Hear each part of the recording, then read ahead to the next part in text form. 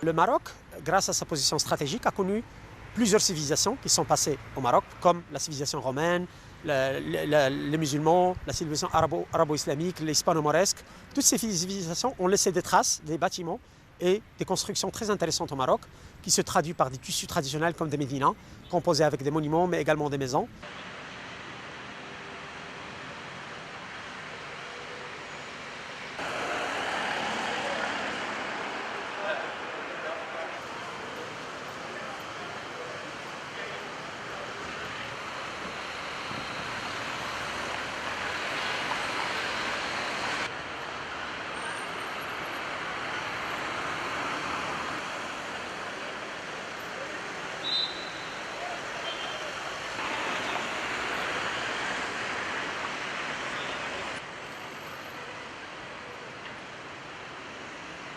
Il y a des formes architecturales qui se basent sur la géométrie, il y a des formes qui se basent sur la faune et la flore.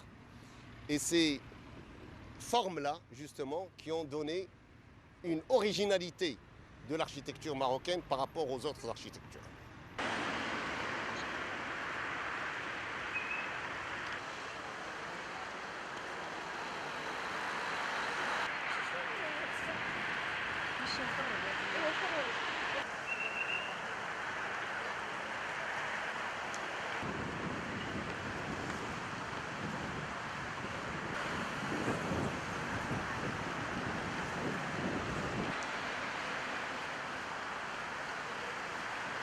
S'il n'y a pas la main qui va travailler la pierre, qui va travailler le plâtre, qui va travailler le bois, qui va travailler le verre, qui va travailler le fer, qui va travailler tous les autres matériaux, le zlige, la faïence, tout cela ne peut exister sauf s'il y a une continuité génération après génération et un héritage qui va nous donner justement ce pouvoir pour pouvoir continuer ce qu'on avait déjà réalisé dans le passé et ce qu'on est en train de réaliser dans le présent et ce qu'on veut réaliser dans le futur, Inch'Allah. Ça, je l'ai toujours dit, c'est juste à cause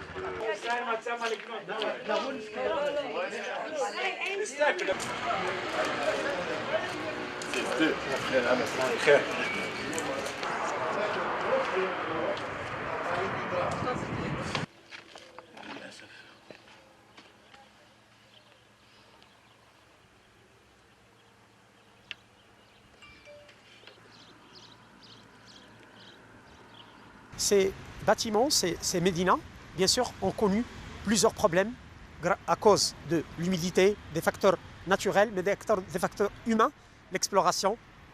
Et donc, malheureusement, ils souffrent de plusieurs pathologies. Ces pathologies doivent être restaurées, rénovées, mais également, on doit mettre en valeur ces bâtiments-là. Il y a beaucoup d'exemples de sites qui sont actuellement en rénovation, comme le site de Chella, le site d'Oudaya, la Médina de Rabat, la Médina de Salé. Et l'objectif principal de ces opérations de rénovation, c'est bien sûr de protéger ces monuments-là.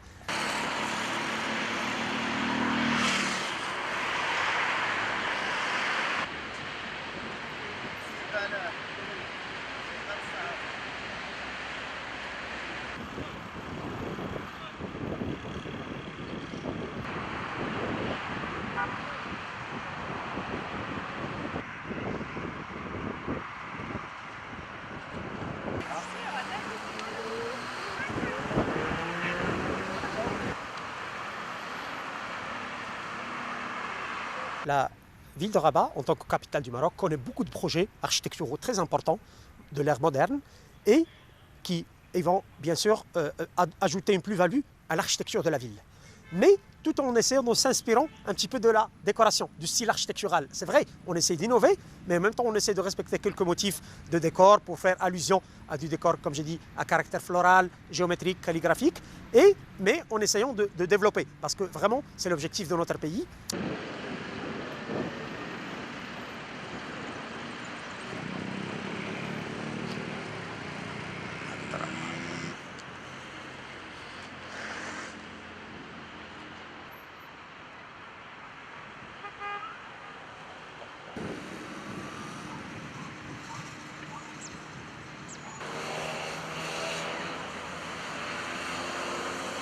On peut éventuellement s'inspirer de l'architecture traditionnelle marocaine ou du savoir-faire traditionnel marocain pour gagner davantage en efficacité énergétique. Nous citons à titre d'exemple la largeur des murs, l'utilisation de la terre compactée, la hauteur sous plafond importante, les toitures en bois, etc.